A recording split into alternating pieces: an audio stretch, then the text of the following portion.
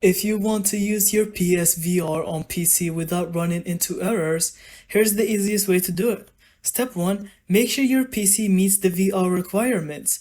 Good GPU, CPU, and enough RAM. VR is demanding, and underpowered PCs cause connection errors.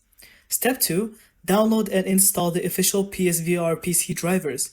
This is key. Outdated or missing drivers are the main cause of errors. Step 3. Connect the PSVR 2 to your PC using the USB-C or HDMI cables, making sure everything is snug and in the right ports. Loose connections can trigger errors immediately. Step 4. Launch your VR platform of choice, like Steam VR or the PSVR PC launcher, and follow the on-screen setup prompts.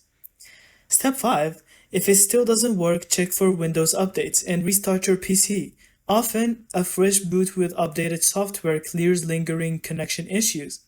And that's it. Thank you so much for watching. I hope you found this video helpful. Don't forget to leave us your thoughts in the comments.